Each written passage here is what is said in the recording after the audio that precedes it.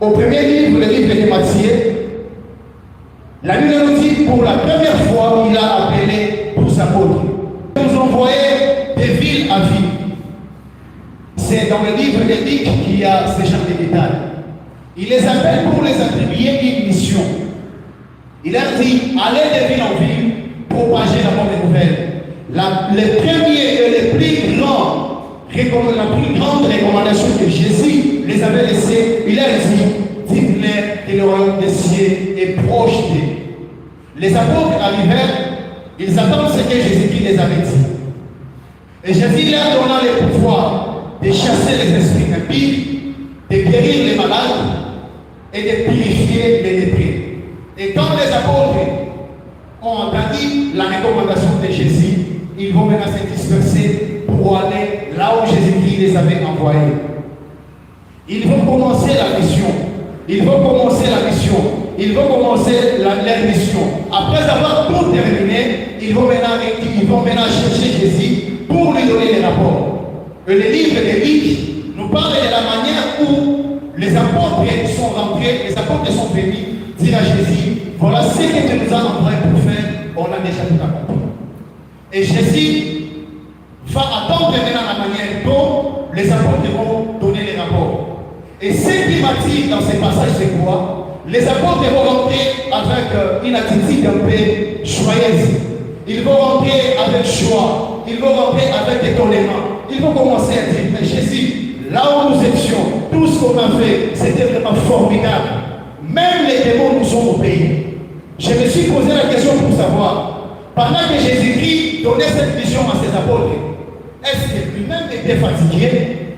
S'il était occupé par autre chose? Est-ce qu'il voulait avoir un repos ou comment pour qu'il envoie ses apôtres? La réponse n'était pas à ce que Jésus-Christ puisse se reposer, ou soit il était empêché, ou soit il n'était pas disponible. La raison valable de Jésus d'envoyer ses apôtres en mission, c'était pour les empêcher à ce qu'un jour, les apôtres ne puissent pas tomber à l'esprit des complexes et d'infériorité. Disant que si un jour, les apôtres vivent avec Jésus, et qu'ils ne puissent pas un jour penser dans leur tête que ce que Jésus-Christ est en train de faire, et qu'ils seront incapables de le faire. C'est à cause de ceci que Jésus va permettre les hommes de la nature humaine afin d'aller accomplir ce que lui faisait. C'est pourquoi vous allez voir, quand ils rentraient, ils avaient l'esprit d'étonnement. Parce qu'ils se disaient, amen, nous on est incapable de le faire. Mais ils ont fait ce que Jésus faisait. Mais c'est pourquoi aujourd'hui, nous ne voyons plus les apôtres. Aujourd'hui, nous ne voyons plus la présence des apôtres. Aujourd'hui, nous ne voyons plus la présence des gens. Aujourd'hui, nous ne voyons plus la présence de Matthieu. Aujourd'hui, nous ne voyons plus la présence de Thomas. C'est lui dont on voit, c'est toi. C'est lui dont on voit, c'est toi. C'est lui que Jésus veut envoyer pour aller propager la bonne nouvelle, c'est toi. C'est lui que Jésus veut envoyer pour chasser les esprits impies, c'est toi. C'est lui que Dieu veut choisir afin que son peuple soit béni dans le monde entier, c'est toi. Je vais répéter ceci. Avec Dieu, tu feras des grandes choses. Dieu nous appelle pour accomplir des grandes choses. Dieu nous appelle pour nous focaliser dans les grandes choses. Arrêtez de dire que je suis incapable de prêcher. Arrêtez de dire que je suis incapable de chasser les démons. Arrêtez de dire que je suis encore un enfant. Ces choses sont réservées aux pasteurs. Ces choses sont réservées aux anciens. Ces choses sont réservées aux serviteurs. Toi aussi tu es capable de les faire.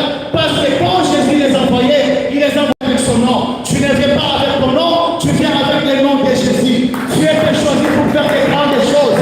Dieu t'a choisi pour faire des grandes choses. N'aie pas peur parce que Christ est avec toi. Tu es appelé à faire des grandes choses sur la terre. Tu n'es pas appelé à vivre dans la distraction.